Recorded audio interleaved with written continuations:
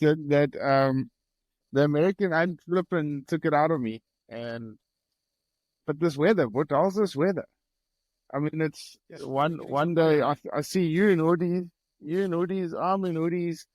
I mean, it's just been crazy. It's been Yeah. so cold here. I don't know about you guys. No, same. Yeah, shit. It's like we're back in winter again. Yeah, I called the oats from Crawford Neck because I was planning to go down probably sometimes towards the end of the year just to try and finish off my YouTube episodes. I was gonna try and shoot myself a clippy. Yeah. I give the oats a buzz down in Willamore, and they said yes, but now's not the right time. There's flipping snow there in the middle of November. No, it's been a bit crazy, eh? But like I say, we've been lucky. We've had lots of rain. Well, that's always good. But so how's your season? I mean, how did everything pan out? So we haven't touched base in a while, but Dude, my season was an epic fail. I had 12 cancellations. It was not fun. It was, but but I'm sure, yeah, like, it's but I scared to. mean, with the sorry, with the political climate, I mean, it must be a little bit better going forward. Well, yeah, I think after with Trump winning, it's kind of like I saw on the very first hunting forum on Facebook. Hey guys, we can start booking our trips again. So yeah, if people are looking on the forums to start booking, maybe I'm gonna have a good season for 2025. But yeah, no, this year was rough. All the running the mill okies didn't want to spend money. Eh? But Ryan, what is? I mean, I do want to touch a bit on like all the platforms and stuff online and all that jazz. But what sort of client? I mean, you've just launched your podcast now. That's exciting. So, is that something you're planning to target new clientele from, or is it just something that you want to share with the rest of South Africa or the world? Or The whole idea of the podcast is because obviously the YouTube channel's up and it's been going well, but I've been a bit quiet on that front. Obviously, last time you and I spoke, my wife was pregnant. Now I've got a little 8-month-old, so life's changed drastically, dude. You know what it's all about. And yeah, super busy with the little one. It's a whole new ball game, and yeah, it's just been one of those busy years. But I think the idea with the podcast is I've had a lot of people listening and going, oh, we like what you talk about, but we don't get time to go watch it on YouTube. We drive around and listen to it in our pickup. So it's kind of what I put it out there. So, well, do I start it? Don't I start it? There's lots of people doing it. Um, so I thought, okay, well, I'll put feeders out, and I got some good response to people who actually watched the episodes that I'm busy posting out there now on YouTube. So I thought, well, let's start it from there. I've got a lot of information that I'd like to share, and I think the guys that watch and well, not watch the YouTube channel, but listen to the podcast are the guys that we are marketing to come out here, the older guys. It's nice going to go sit at your desk and you're doing a bit of work and you pop a podcast on. I got my wife who walks around the house with the bloody podcast playing 24/7. So I think you might hit a bigger or broader market with the podcast, because not every time somebody's got time to sit in front of a TV or anything on YouTube. Everyone's got a cell phone in their hand, they stick it in their pocket, they put the earphones in and off they go and they listen to whatever tickle their fancy. And I think the idea with the podcast is I want to tell people more about what actually happens in the hunting industry. Everything's blurred. There's no transparency in the hunting industry. And like you and I've spoken before, I get a lot of flack for being too honest. And I never thought honesty was a serious problem. But our hunting industry is crooked, dude. I'm not scared to say it. Everyone's going to call me out on it, but it's truth. There's a lot of hidden things that go out there that clients actually need to know about before booking with somebody. So I think the podcast is going to help with a lot of tips and, what to look out for. I had a recent conversation with a guy now. He'll know him. Sean dropped a message talking about, dangerous game hunters. What do you look for in a licensed PH? And I turned around and I said to him, well, first of all, the oath's got to be 21. I don't know, somewhere along the line they changed that and guys could get licensed earlier, but 21, you got licensed with the government. If you did it like you and I did it, you would probably hunt 4 years before you got the opportunity to do dangerous game. right? Then you had to do, I think it was, 60 or 90 days or 120 days that we had to do doing 3 of the 7. So you add it all up and you work out how old will that professional hunter be once he's actually licensed as a PH, as a dangerous game PH. And yeah, you've got licensed dangerous game PHs that are 21 years old. But that actually licensed dangerous game PH is something funky there. And I think that's the truths that need to be told. If you get a dangerous game PH which is around 30 and he's just got his license, you're kind of on the right mark. And the guys are older, then you've got a better idea, depending on when he did his license. So the questions are, when did you do your license? And you can do the maths from there, whether he has actually done enough years behind his belt before he's actually registered. So I think those are the type of things that I want to talk about on the podcast, opening eyes to those, different scenarios. People don't know. You get there, you get a green PH, it's going to take you out on the buff hunt, and the oaks never hunted a buff. I've been in that situation before, and I think also just like another point is for the pressures on the young PHs that are there. They just get pressured to do everything, and the oaks are too young to turn around and say, "Hey, shit, I don't think that's right," and they can't tell the outfitter, "No, I've never done it." They just grab it, and then it causes big problems for the industry. No, do you think the oaks that actually need to listen to these podcasts and these YouTube episodes and stuff that we air, do you think they're actually listening? I mean, you want to talk about institutions like FASA and all that sort of stuff. I mean, these are the guys that are meant to be listening to us.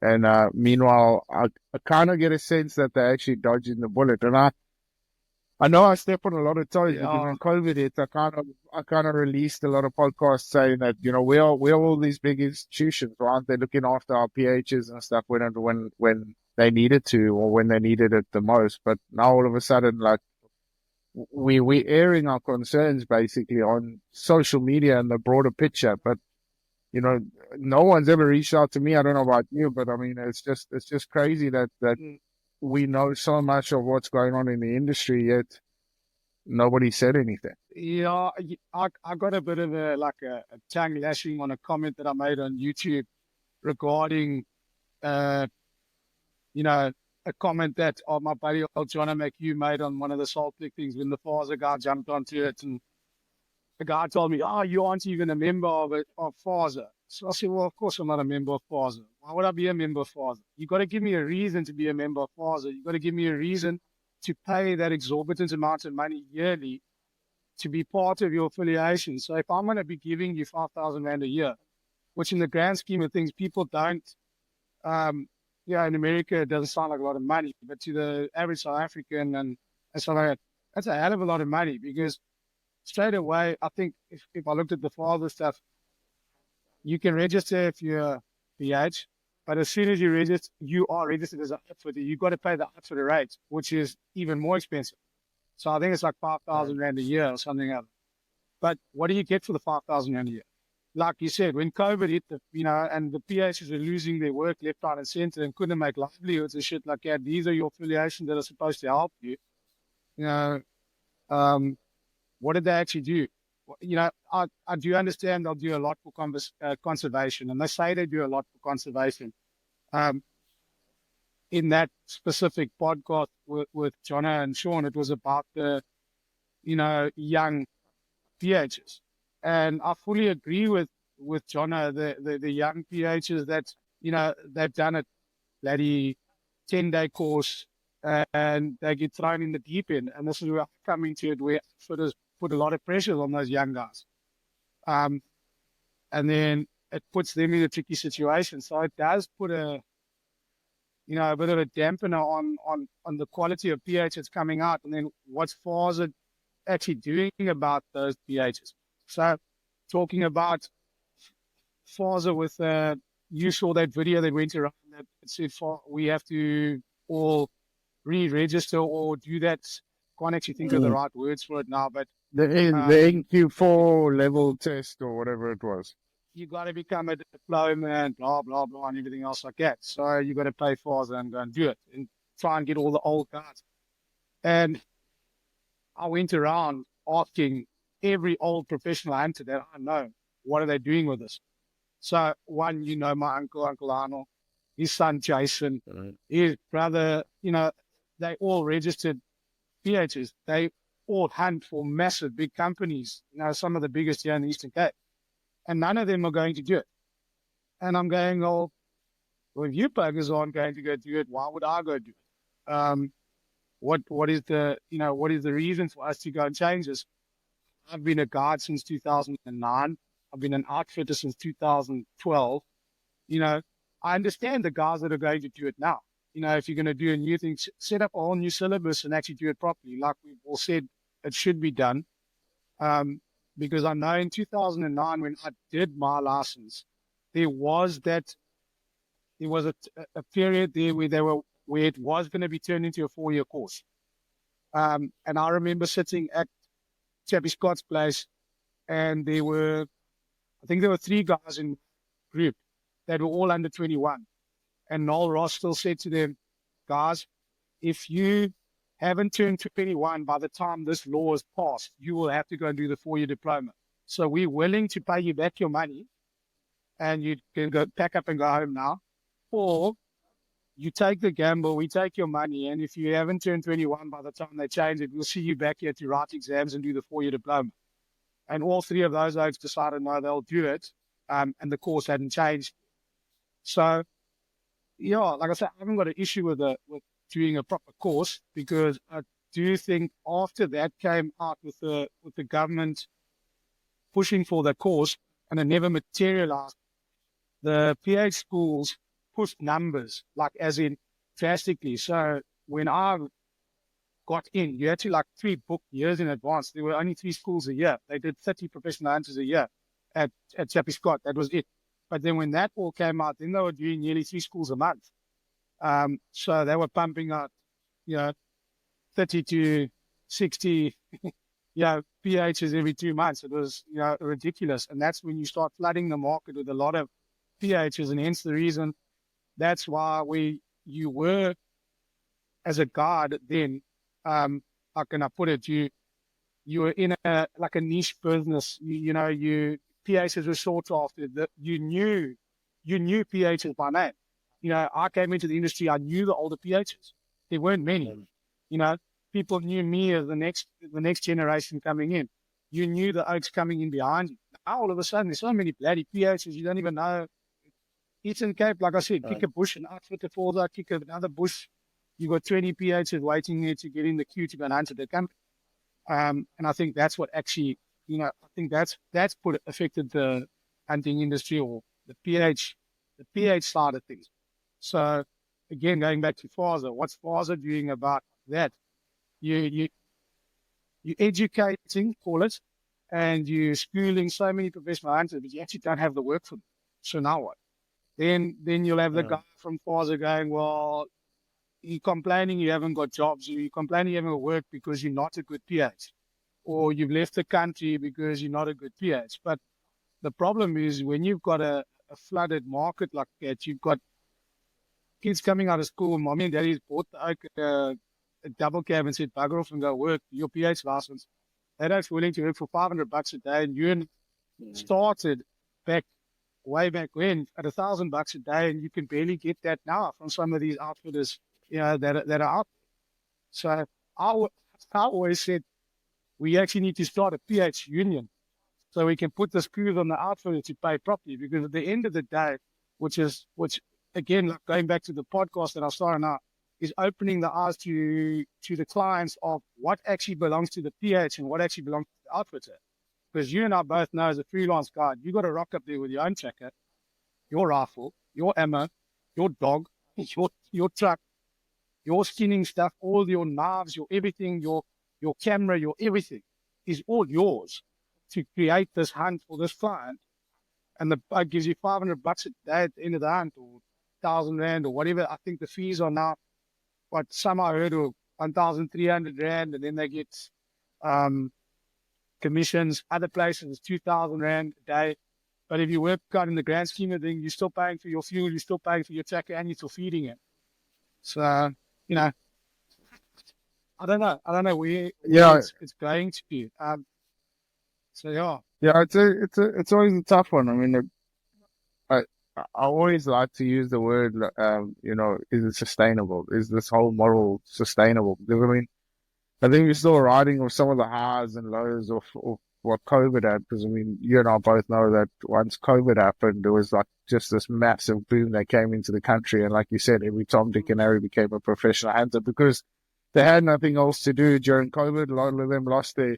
full-time jobs and they thought, well, this was a sustainable way of making an income coming in. So, I mean, I know oaks are still to this day that are in their early and late 40s that are still going out and doing their professional hunting courses and stuff. And I don't hold anything against them, and I'm sure they've got a wealth of knowledge as far as hunting and stuff like that's concerned. But I just find that sometimes along the line that they a little bit naive to the opportunities that are out there. I mean, it's not all sunshine and roses at the moment. I mean, although the industry is looking positive, and especially the Trump's election, like I was saying, we get a lot of the blue collared customer uh, Yeah.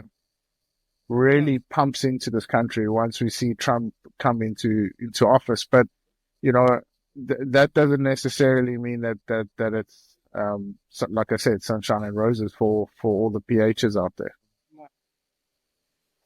Yeah, look, I would prefer like an older PH coming to do the course and going on than having these young oaks that, um, will bend at pressure or, go and do the wrong thing because the outfitter said they must go and do it.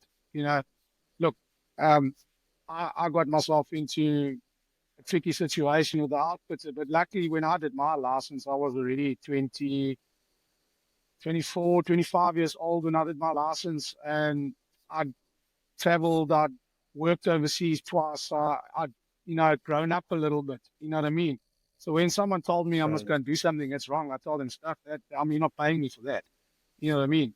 Um, and I think what happens with the younger oaks, they, get a little bit of pressure and they go do it. So I'd be more tempted in them, raising the age for guards to 25, like in some other countries. You know what I mean? I think it's up in Central Africa, some of the bigger, you got to be 25 years old or start at 21. You got to do 4 years apprenticeship with the company, and then you're Apprenticeship, 25, you yeah. can do your license.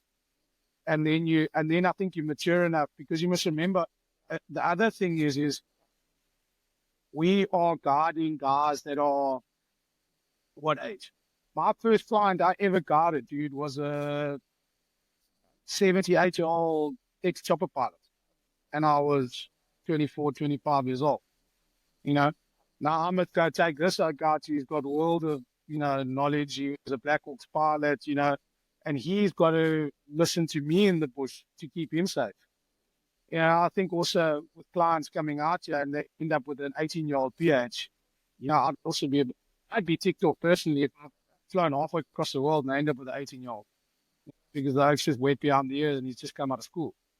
You Right. do get some mature 18-year-olds. Look, I was guarding with clients since I was 16 and I grew up in the bush and grew up hunting. I think that makes a difference. Like you started young, you hunted, you were in the industry from a young age.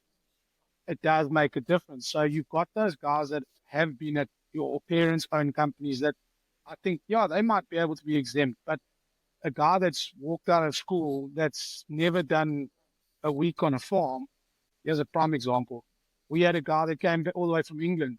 He'd immigrated to South Africa and he was at our course. So he went to England and his family, they immigrated. He still had his South African thing, made lots of money there. He came back this side, hunted a day in his life, dude. He bought himself the best pair of binos. He bought himself the best rifle, scope, everything. Like, I came to course, failed his ball sighting, failed his pup charge, couldn't distinguish between trophies and stuff like that on our 10-day course. But yet, when he wrote the final exam, because he could absorb and regurgitate, because that's how they want you to do it at these exams, he passed with 90 odd percent on the legal paper and he passed with like 100% on that general knowledge paper that he wrote. And there he is as a registered professional hunter. But yet, in his practical, he was told to go and shoot a common springbuck, but he shot a trophy black springbuck there. So is that the type of person you want guarding you? You know what I mean? That's a hell of a lot of school fees to be paid there, but you understand, those are the guys that are getting the jobs from the guys that, like you and I.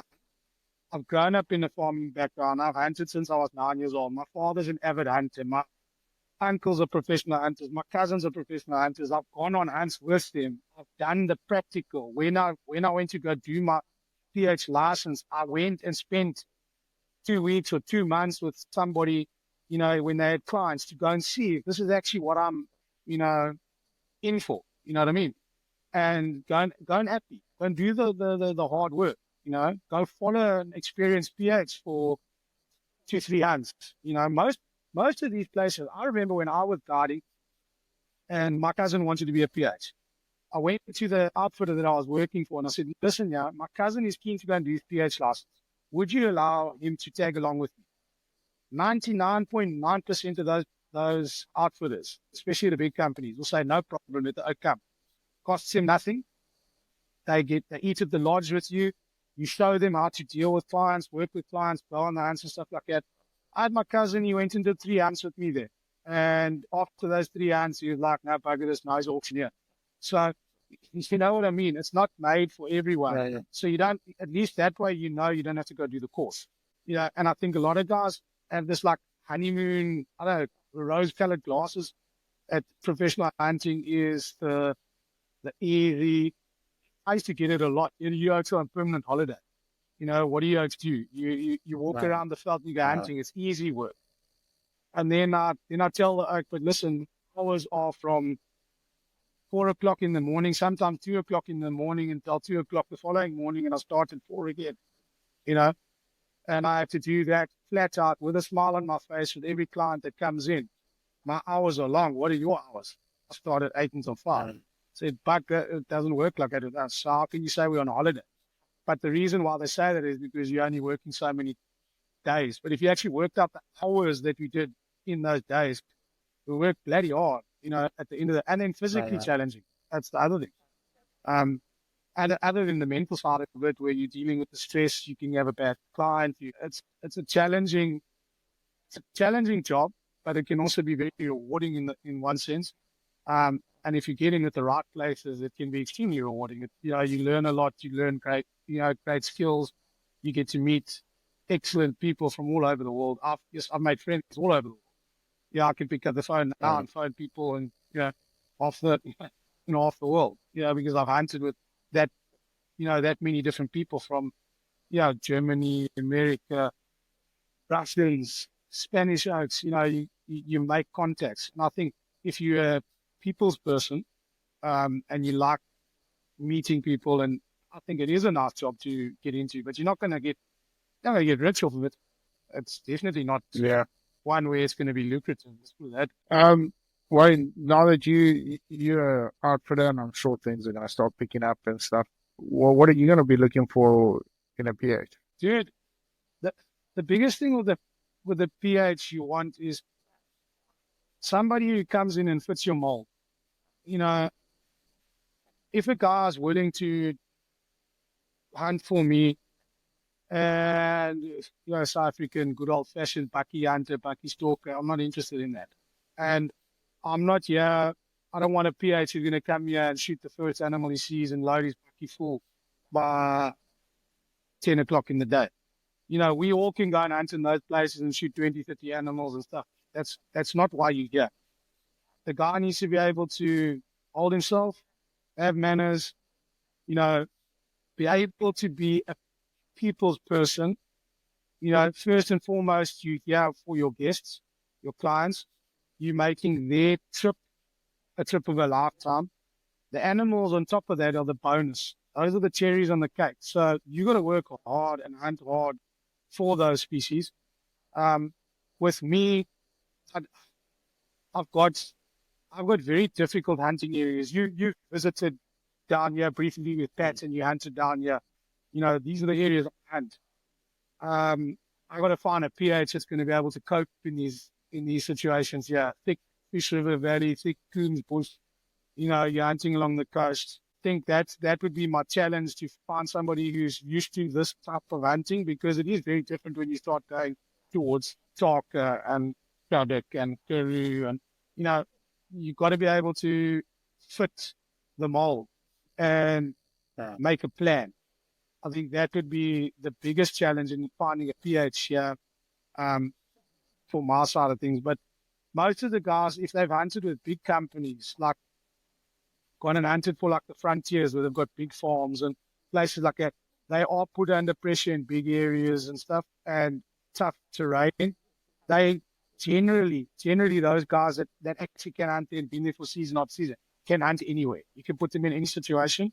They'll read the bush, they'll read the landscape, they'll ask questions, and ask the staff. There's a tip for any PH. Go make friends with all the boys there on the farm. All the farm hands know where the game is.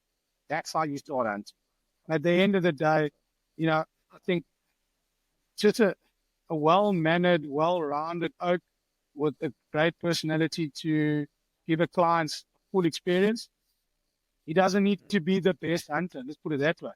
But if he can do a quality hunt without getting stressed and throwing his toys in front of the clients, I've been at outfitting businesses where the oak loses his shit there at the lodge because he hasn't shot something, and the client's been missing. You got to be able to cope with those stressful situations and show the client or figure out a way how to help the client. Remember, it's his once in a lifetime holiday. So you got to look after it. And I think that's probably what I'd look for. But at the moment, I laughed about, that's a question my wife asked. Well, I was planning on booking a big group of Spanish oaks this year that canceled. We were going to do 6 buffalo, and it was going to be one hell of a hunt through a buddy of mine who's in Spain. He's got his own outfitting business there. And those oaks still might come. So she said to me, well, who are you going to use as a PH? So I said, well, I'm going to phone Dylan first. And then the next time I'm going to phone his bossy and then say, okay, right, I've got my team of 3. I don't need anyone else. Well, if I tell Dylan, go out there, he's going to figure shit out and come out the bush with something. And then I'll tell bossy, you know what I mean? I'll pick guys that I enjoy hunting with. And I'll give youngsters a chance if they've shown me they're willing to graft. But I'm a one-man show, dude. I'm never going to be the guy that books hundreds of clients a year. If I do 10 bookings a year, whether it's one client and it's only 10 clients a year, or whether it's 20 clients a year because I've done a bunch of 2-on-1s, I'm not here to. I want to sell a proper experience. Like you, that's the experience is one thing. I'm not a grocery shop. But it's also what's sustainable for you. I look at a lot of situations. I've spoken about it recently. It's all about sustainability, and you look at our industry now, and I can't. I said it last night, but I can't help it. I'm an optimistic person, and I like to think the best of everything. But I can't help but think about the fact that yourself and a lot of the other guys that are really doing good work within the industry don't have much time to worry about what other oaks are doing and the negative shit that's going on with them. We've got to focus on what we can do and what we can sustain for the good of the future. But it's unfortunate that I think I think the industry is going in a very negative spiral, and now there's a catch-22 with Trump coming in. A lot of guys could see dollar signs, or a lot of guys could see massive opportunity to grow their networking base and really handle it from there. But we're moving through this list without even thinking of it because I've got a bunch of questions. But so we missed the opportunity to sit down with Bossy as well. I mean, you on an epic spring break hunt, what it looked like.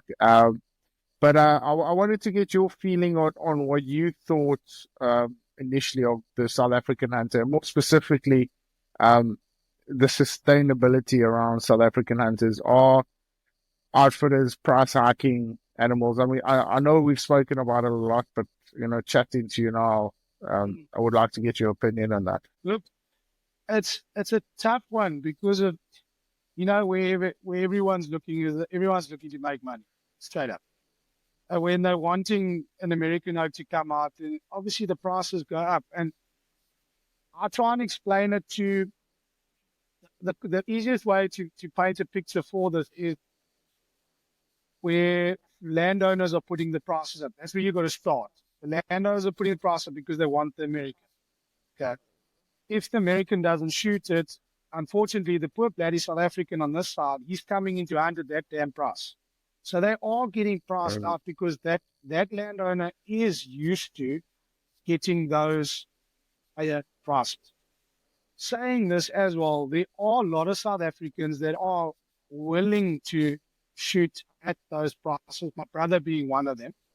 He works really hard to make sure he's got a full season of hunting. And he's turned his hunting for himself, for pleasure. He goes out there, he works his fat off. He's not like the rest of the guys who are going to hand their meat in elsewhere. He processes everything to make money, sells, puts a bit in his freezer so he can go on his next hunt. And he's quite happy to pay the going rate.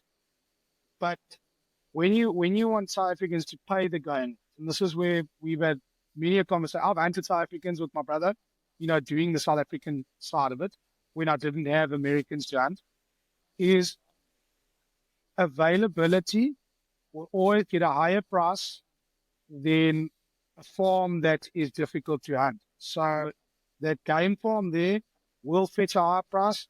The cattle farm that you're hunting on, where the oaks are hunting his sheep, goats and stuff, you really couldn't give a damn about the game. In my opinion, shouldn't get the price of that game farm.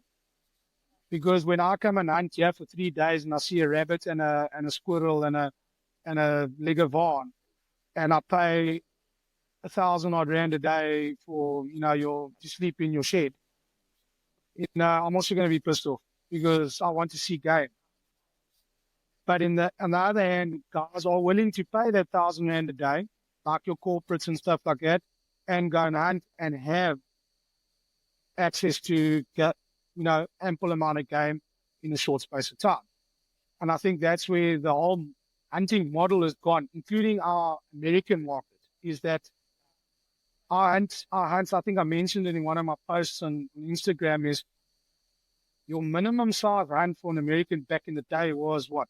12, 10 was a short, 12, 14, 2 weeks. That's kind of what they used to book. Now you've got oaks selling packages for 4 days, 5 days and they've got 10, 12 animals on it. Having that game fenced scenario has created, this whole idea of you can shoot lots in a short space of time. And I think having that has actually pushed the market up on the one hand, which is affecting the poor South African now, because every farmer now knows that outselling his kudu down the road there for 30 grand, he also wants 30 grand. And here's a prime example. My old man is one of those guys that farmer over there is getting 25 grand for his kudu or whatever the bloody price is. He also wants 25 grand for his kudu. All right. Now try and explain this to a farmer. That oak over there has got a fence around his farm and he can hunt it from January to January. He can hunt 40 foot. Okay. You got a stock farm. You can only hunt for 3 months of the year. You got a farm that's as thick as hell and you can't find the game. It's an opportunity. It's an opportunistic animal. So if you want your PHs to come and hunt here, they can only come and hunt kudu in those 3 months. You got to give the PH an incentive to come and hunt here, or the outfitter to buy your game, and your game isn't easy. Outfitters are not going to send their PHs to difficult farms. He's not going to send his PH to a difficult farm to pay the same price as that farmer down the road with the game. Make sense? So yeah, but can I jump in? Can I jump in here quickly? Yeah. So I had the wonderful opportunity of going down to Cambridge, Maryland to hunt a cyca deer, right? And during my time there, I spent with everything. I think the initial tag cost me $500 and something odd dollars, but I think with everything, buying boots and all that sort of stuff, I was close to about $1,000 in the hole, right? And we hunted hard. and I mean, it didn't look like it because we were stuck in tree stands. But I mean, it's difficult hunting there. But I mean, to even think of walking and stalking in those conditions was near impossible. So anyway, so it was a different experience. But the fact of the matter is that I paid my $500 to shoot or possibly shoot a cyca deer stag, or female, Yeah. or white-tailed stag or female, and I never saw anything. The Yeah. only time we saw a cyca deer was on our way to dinner one night. We were driving along the road, and one female jumped, or a young spiker deer jumped across the road. The fact of the matter is, I don't get to Yeah. go back to the convenience store and go buy my tag back, or go get a refund on my tag, right? So the Exactly. and this is where the interesting conversation is, and I've got a lot of flack, or I am getting a lot of flack on my podcast for referencing the podcast I did with Cole the other day. But it's so true. I think because he's changed my perspective on a lot of things, and I think what us as South Africans need to understand is that we need to value our animals more as a commodity than what it is as a resource. And Yeah. what I mean by that is that, like you said, the farmer down the road, he's probably got easier conditions, but the fact of the matter is it's still the same animal. It's still the same species of animal.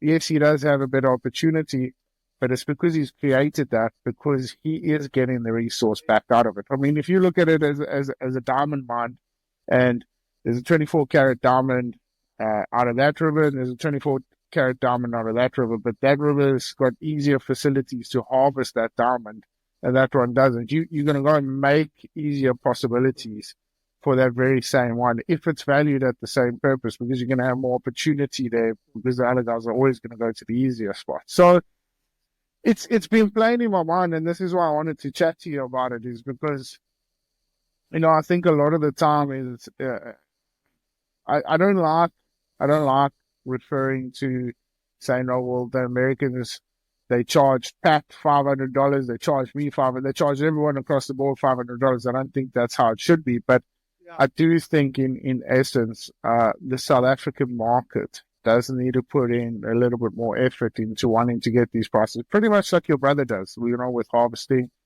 processing his own animals, making a quick buck out of that, and then making sure he's got enough for his next hunt.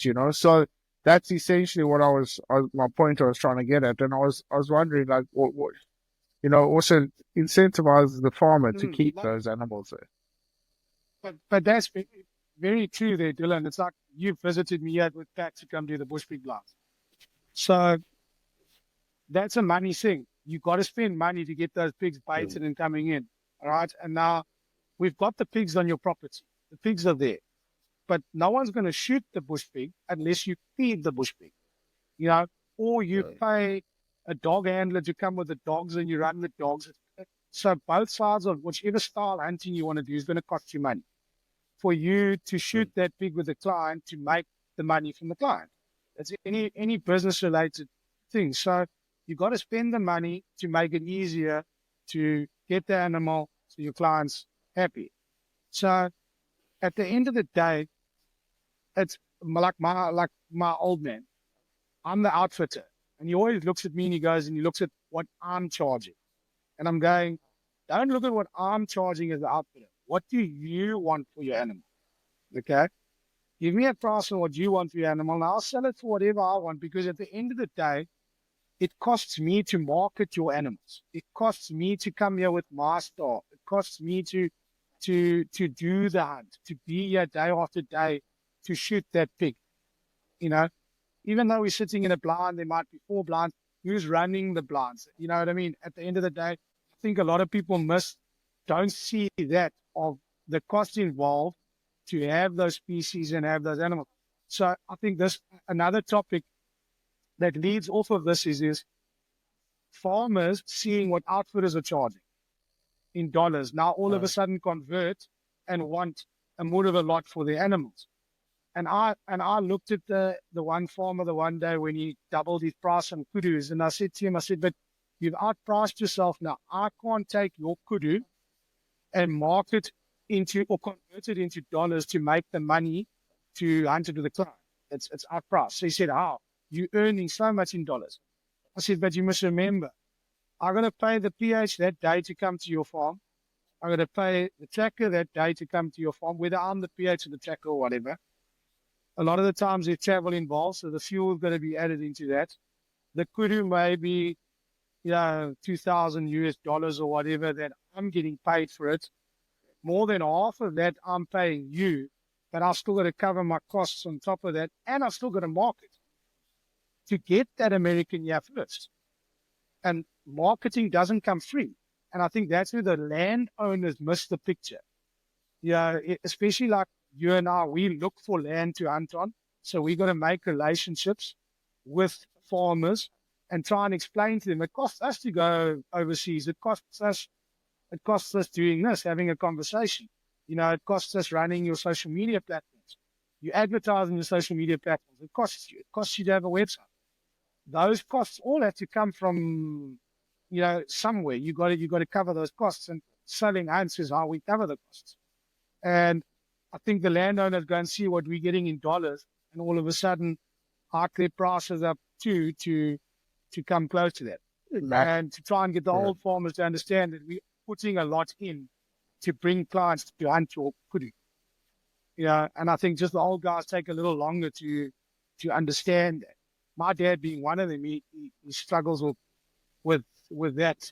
He looks at all my trail camera pictures and says, why haven't you shot these animals with the clients? I'm like, because I think walking around here when I've got no one, you know what I mean? So, it's an interesting conversation, sitting and having a few beers. And like Uncle Lionel, you and I sit and we have a conversation about clients and hunters and PHs every time we have a break. And it's funny how we'll bounce backwards and forwards things, and then I turn and I say to him, but you're hunting on a game farm, I'm not. Because he also sees my photographs. A lot of these oaks follow my social media. Wayne, look at those animals there. I said, well, come and hunt it here. You need to get, why haven't you shot the kudu? I said, well, because the only time it was out of season. You know what I mean? I'm not going to go shoot it, after August. Yeah. Wayne, another topic I wanted to pick your brain on. I actually had this interesting interaction with a mate of mine. He's got a game farm just outside Tanya and stuff. And it was just one of those conversations that just kind of happened. He's such a genuine oak, and he's a very humble guy, and he doesn't like disappointing a lot of people and stuff. And to some sense, I think a lot of guys take advantage of that. And do you see, especially the bigger institutions, the bigger outfitters and stuff, they come into these smaller establishments and they shoot the shit out of it, and then they don't put anything back, and then piss off to the next property because they've run out of resources that side. Is it? I mean, I've recently been a little bit more aware to it, but is that something you've been aware of for a long time, or doesn't it happen as much as what I think? You can see I'm smiling, eh? You Yeah. can see I'm smiling. I'm nodding at the same time. Yeah. So there are companies that I know of that do that, and once they go in and they flatten the resources out. Because at the end of them, it's the number at the end of it. How many animals? What can they shoot? So one place I hunted for did that. That it was so bad in the sense that they never had quota on their own properties, because it was all about how many bums in beds, how many clients they could filter through. They were doing 300, 400 clients a year. And I'm talking back in 2010, eh? Yes, it's a lot of clients. And the PHs rolled in and out there, whether they knew what they were doing, where they came from, there was lots of them. But the thing that they would do is like myself, I'd have my own hunting grounds, all right? And then I'd go hunting with my clients. At the end of the day, they paid. They paid the landowners. That was one thing that they were good at. There was never a landowner that I hunted at that was upset or disappointed that they hadn't been paid by the outfit. But the bugger comes in. That is my concession that I took your clients to. Once they've paid, they've got the contact details for themselves. Then they don't book you And then they've got PHs, they're looking for animals, and they go through the invoices and the emails where they think, and then they email the farmer direct. And then those PHs, other PHs go and hunt there, and they flatten the place. That there's no game left. And like prime example was one of my places where I hunted kudu. They went and shot over 30 bulls there the one year, and the farm probably could only sustain probably about, I want to say on the in a good season, you could maybe push 18 to 20 bulls up the place. It was a 6,000 hectare piece of ground, but you still want bulls for the next year, and you don't want to be shooting 39-inch flower bulls as trophies. You want to, and that was a place where I didn't shoot anything smaller than a 47, 48-inch bull. Shot quite a few 50-inch bulls there, and that's what happened. And then they cleaned that place up. And it was 2-3 years where they could only shoot maybe 5 bulls if they were lucky, and the quality was absolutely dog. Like I said, 39-inch mature bulls. That's scary. Yeah. And then the one thing was when you spoke to the oaks, they were, why did you shoot so many kudus like that? No, but the PHs told them it's a drought and they must shoot more kudus. That's only coming from the outfit to say, push for another bull. So every time that farmer says, no, I think it's enough, chaps. No, but eventually got one more for me. That conversation on the telephone. I'll stop my quota. I'll just come shoot one. More. When you look again, it's 50 kudu. And then you stuff for the next 2 years, 3 years, 4 years, sometimes 5, depending on how much you hammer the place. That eventually that farm, what was a big thing with that farm too was that they had springbuck close to the area that we hunted. And I would go shoot springbuck there and see the kudu. And the deal that I had with the farm is, and the kudu were difficult to hunt. I said to him, well, I'll shoot a kudu first before I go after your spring. And other PHs are coming in. No, we're coming for kudu. They hunt the morning until 10 o'clock. Now, they didn't see any kudu. Drive into their springbuck area, go hunt springbuck for the rest of the day, shoot a springbuck and drive out. So what they did was they hammered the springbuck. Because I think half the time they were talking nonsense about shooting their kudu, coming to shoot kudu there. They'd shot them elsewhere already. But it was an in. Now, come shoot kudu. Don't shoot the kudu, shoot springbuck and drive off.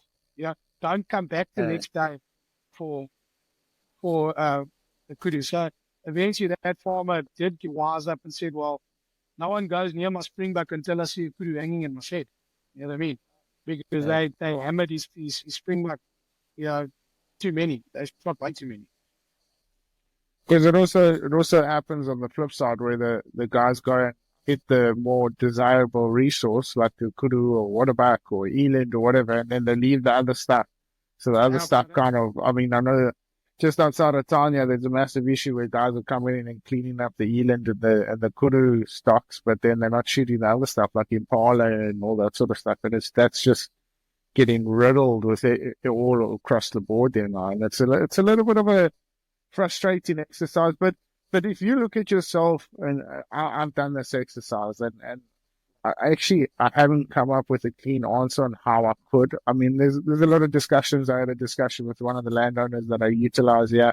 I said, well, is there any opportunity that I could maybe look at putting sable on the property or reinvesting in back into a herd or something like that? Or from your outfitter's perspective, I know you obviously use other properties for different species and all that sort of stuff. How would you like to recontribute back into that landowner, or do you think it's up to them or their responsibility that they should trust you enough to say, okay, listen, well, we've only got 3 bulls this year, let's just stick with 3 and take it from there? Okay, look, I might have missed your whole question there, but I'll try and answer it.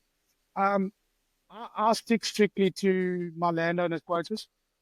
I even go out of my way to, when I go in there and look for game, I try and help him work on his quotas.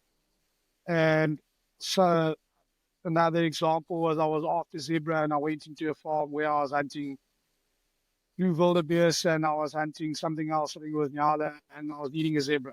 The guy said to me, I've got zebra, you're more than welcome to shoot one. I drove around his whole property and realized, hang on here, he's got a bugger up. He'd let PHs come in there before, and they obviously couldn't sex the damn zebra, and they went and shot the main herd stallion, and it killed all the youngsters. So he was a whole year, behind Yeah. his whole breeding program. And I drove out and I said to him, I said, listen, I didn't shoot a zebra because you've got a problem here that young stallion that's running around has killed all your babies, because we were finding dead zebra babies all over the place. And he was like, how'd that happen? I said, well, somebody's gone and shot your herd stallion. So I suggest you put a handbrake on your zebra for the next year, which he actually appreciated, because it could have been that PH who walked in and shot a zebra and left, you know. And I think Yeah. this is what irritates me most about it. Why are we called PHs? If you're just going to go in and shoot stuff, what the hell do you need a credential as a PH? You are a professional hunter. Be professional. Those landowners have got animals there. Half of these landowners have got animals and they don't know the difference between a trophy and a non-trophy. They're just getting paid at the end of it. So I go out my way to help my landowners work on their quotas. I try my best with my clients to kind of hunt self-sustaining herds if I'm going to be hunting, like buffalo and stuff like that. So, for example, where I'm hunting my buff next year with my clients, it's out of a self-sustaining herd. I'm not going to go and hunt in a camp where there's 10 bulls. I'm not going to go shoot 10 bulls out of go pick 2 out of a thing. So I think the big thing is trying to help guys that are willing to keep game, is trying to get them to get to sustaining herds where they can shoot a select number of trophies a year and have trophy year after year. Did I answer your question there, Bud? Yeah, no, perfect. You hit the nail on the head. But also another thing, what is, what do you, I'm trying to figure out the perfect way to word this question is, what would you say to any farmer out there that would like to not advertise but put his animals out there? How would he need to look for that correct outfitter that's going to help him sustain his herd or sustain his animals for the future and stuff like that? Just like finding the correct pH. That is a tough one. I don't know. I think that farmer is going to have to do a bit of research on who's getting to come and hunt there. I think most connections we make are either through family and friends, or friend of a friend, or an uncle down the road, and then you make a connection there and you try and help him as best as you can. If you're one of those professional hunters, let's put it straight out there. If you're one of those other professional hunters, you're going to go in there and just go shoot what you need every time, and until you tell the farmer that there's nothing left. But to try and help a farmer pick, that's a tough one. My cousin ended up in a situation with some outfitters where they came and hunted there and shot and didn't pay. And that's a different kettle of thing. But it's very difficult, I think, for a landowner to pick. He's got to obviously know someone on a personal basis. So an example for one of my hunting areas where I used to hunt back, the agreement was when I went in there to go and hunt, I was the face. The landowner knew me. He didn't know the outfitter. He couldn't care who the outfitter was. So if anything went pear-shaped with the outfitter, regarding anything, whether it was I made a bugger up there, I made a mess and the outfitter is getting flack for it, or, just making examples, or the outfitter didn't pay or whatever, the farmer came after me, not the outfitter, because he doesn't know the outfitter. And now that's just having a personal, in with the farmer. And I was quite happy to do that. Now I got into a situation with a new outfitter that I hunted for. I didn't know him from a bar of soap, but needed a kudu and a bushbuck. And I went to that farm, shot a kudu and a bushbuck, and the invoice was supposed to be paid within 14 days or whatever it was. And the guy hadn't paid. But the outfitter hadn't even paid me as a PH, 2 weeks later, where a lot of this crap happens. And he's been paid in full by, the clients. The clients left. I was there, did the paperwork, they paid, they swapped their cards. Mate's sitting with his money, but he hasn't paid any of us. And I had to go and cover that bill.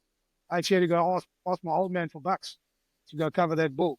So I could wait for for my PH money, and I told the outfitter, I've settled, you got to pay me now because you've left me in a very tricky situation. My landowner doesn't want me to do any more clients there until the bill set. So yeah, I don't look. I can't answer that question. I don't know how a farmer's got to really figure that out. If there was a place where you could put it all out there and go, pick from this list, these oaks are good to work with, and pick from across these buggers, or that would be the perfect world. But I don't know, dude. That is a tough one. Yeah, like I say, I've rocked up at farms where the farmer goes, "Who is the outfit?" And he goes, "No, he's not welcome here." But it's not because of you; it's because of something else that happened before. So some farmers, they cotton on quickly. They're only going to get their fingers burned once. But in an industry that we're in, where we rely on farmers and rely on their resources to make a business for us, we shouldn't be burning our farmers. We should be looking after them. And I think the problem with our industry is there are too many guys that are too willing to burn him, and they don't go back, because they're not going to hunt elsewhere.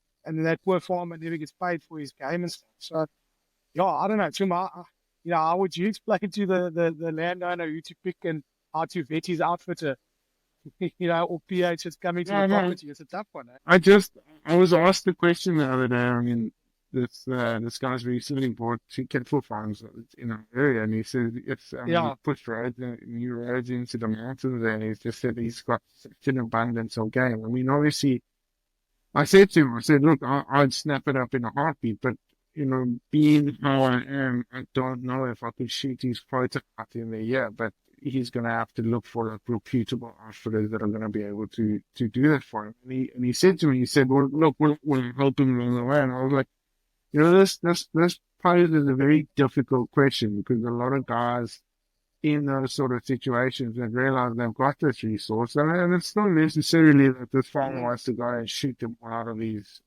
mountain. It's not the case. He just wants people to come out and enjoy it and have the opportunity to shoot kudu and do it properly. So I do the big thing is well, that's exactly it. He's a more of a nice guy, and we really got involved. So I was just curious because it's probably happened more often than not, and a lot of guys have burnt their fingers with it. But I'm sure it's one of those questions that might be a little bit too tough to answer. I can understand. But staying on the outfitting side of things, and I'm getting towards the end of my list here. But I've got written down here. So from what you've learned this year as an outfitter, what are you going to plan to do differently as far as things like marketing and approach maybe for next year?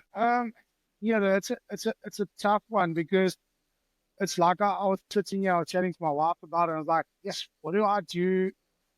What do I do differently to other outfitters that gets clients to choose to go hunt elsewhere instead of booking with me? I think that's a tough one to try as a the amount of effort and work I put in and the amount of reward I'm busy getting back at the moment. It's difficult because I'm not getting reward back. And I can see I'm putting out great content. I'm marketing in the right places. But I'm also no bullshit, no filter. I'm not going to sell you a fake story. And I'm not going to take your money if you're not the fit for me. So I don't know what I would change. I think I'll just carry on working hard what I'm doing and being honest and transparent with anyone that contacts me for a hunt. The biggest thing that I found as an outfitter, which is really difficult to figure out, is what the American client is actually wanting. Because I'm under this impression that we've gone and spoiled the American client. Because I offer the experience, the hunt, the actual hunt. I don't have a 5-star lodge where the oak gets a 3-course, 4-course meal at dinner time. We get home-cooked meals here. My wife cooks or wherever I guest lodge or whatever. You're not going to go hungry. You've got excellent staff that are looking after you. And and we hunt. But the problem that I'm finding with me is I can't make my day rate cheaper than the guy who's got the 5-star lodge. That's a tough one. So, my day rate will be the same as Sonic Safaris, but my facilities aren't the same. You understand what I'm saying? So, Yeah. my lodging is, I'll still give you a hell of a hunt and a hell of an experience, but I haven't got the 5-star lodge. And I think that might be my downfall, but I can't cost it any other way because at the end of the day, I've got to pay for these places. They own their places. So I actually think the bigger companies should be charging more. So, if you think of it in the grand scheme of things, you work out what your hunt costs you in the States. You work out what the American guy's willing to go on a sheep hunt and sleep in a tent and eat dehydrated food to go and shoot sheep in the mountains. And what we charge him to come and shoot the kudu here and live in a 5-star lodge. Yes, but we should be charging But you don't, way more. I agree, right? And the interesting thing about my experience when I went over there, and I guess this is what I really want to do a lot more of, is experiencing these different opportunities. When I went over there, and our first day we meet the outfitter, but our standards in South Africa are very, very. I mean, our outfitters Yeah. compared to what I mean, even if you take their outfitters and or their guards and you even convert them to on the level of our PHs, majority of our professional hunters are very well presentable. They've got some sort of knowledge. We've slated a lot of youngsters, but they really hold their own against what I experienced over that side. And I'm not saying the whole of America is like that. Yeah. What I'm saying is that we've set a very, very high standard here. And I agree with you. I mean, this year I had Zach and Lacey, they came out, I had Pat, and I had a bunch of other guys and Duncan and all of them. But what my essential feeling is on it is that those guys that are prepared to do the camping and go after sheep and hunt out for 10 days straight and see a bull on the last evening and stuff, they wanting the South African experience. They don't want the fancy 5-star meals. They don't want the dessert at the end of every dinner day or dinner meal or whatever the case may be. They want to come out and they want the intimate experience. And because when I go over there, that's what I want. I don't want the 5-star stuff. I want to experience American hunting as raw and as true as what it is. And those guys are going to be able to come out now, I think, with the whole Trump election. So, yeah, I think that's the way we're leaning. Hit the nail on the head. Because those guys aren't the guys that were hunting when Trump wasn't president. The guys that are hunting are the oaks that are sitting in their fancy hotels and are bigger businessmen that are making millions of dollars a year. They're the ones that came out now. Now, fingers crossed, those guys that we are looking for, like those go-getters that I want, boots on the ground, let's go and walk, come and experience 10 days. If you shoot 5 animals, so be it. But I'm taking you on a hell of a hunt. I'm hoping those guys come out next year because I think that's what's going to be good for our industry. The guy driving around shooting from a pickup isn't good for our industry. But like I say, that the big companies have built to such an extent now that people expect that fancy lodging to when they come surfing. That I myself have gone and looked for a more upmarket lodge to host my clients in. Because my accommodation, I feel, doesn't make the grade. But meanwhile, there's nothing wrong with my accommodation. I've had guys in my accommodation and absolutely enjoyed it because it's rustic, it's homely. The guys are in my house. That's that personal feel and touch that I put towards my hunting. But now I'm looking at hiring someone else's lodge, with sea views. You know what I mean? To make Yeah. sure that if they bring their wife with, there's a nice place for her to stay and read a book. you know. But when you come to Africa, you're supposed to be in the bush and experiencing the true meaning of hunting in SA. Yeah, and I mean that's exactly what what the whole point of South African hunting. And like we said, I think we've spoiled them too much because there are those guys that still want. I mean, if they're going to come out and spend $10,000 and watch an extra $2,500 after a 10-day hunt to go to Cape Town or Port Elizabeth and put their feet Yeah. in the sand and dip their toes in the salt water. But Wayne, before I close, I know you've got a little one, so it's sleepy. But before I close on this one, what I wanted to. I must say, you do look very refreshed for a little one that's only what 8 months now. Yeah. But I wanted to close with your personal opinion on two things, and I would like you to start with the PHs first, and then go into like your freelance outfitters. But do you think it's still a sustainable lifestyle for both being a professional hunter and being a freelance outfitter? Well, dude, it's a tough one. If I'm talking about this year, hell no, because like I said, I had bookings and everything cancelled. And I had no income through hunting. So if you're an established, look, I'm established. I've hunted many of my own clients, but you do have the years where you don't book clients, or what do you do? So I do think you need to have something else in the pipeline, in some form of other income or investments or whatever, so to get you through those things, or family member, your spouse, if you're married, to something that can help you through those tough times, because it is a good business to be in when it's good. It's a crappy business to be in when it's crappy. Talking about PHs, man, the oaks that have been doing it for years, and I still don't know how they do it. And I still don't know how I do the maths, what the oaks are paying now. Yeah, the guys have made money because of the rand dollar exchange. They've made money this year. But what happens if the rand dollar exchange? You can't rely on the tips.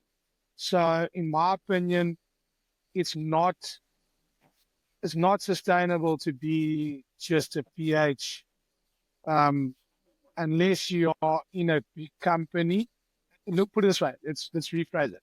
I don't think it's going to be sustainable if you are a freelance PH and you're not getting enough hunts seasonally. Because if you work it out, you got to do about 200 odd days a year, 250 days a year. Back then, when I was doing it freelance, that's what you needed to make a living. You needed to do 200 plus days to have a half decent lifestyle. Pay for your vehicle, pay for your and I think it's very difficult as a freelance PH to do 200 days a year.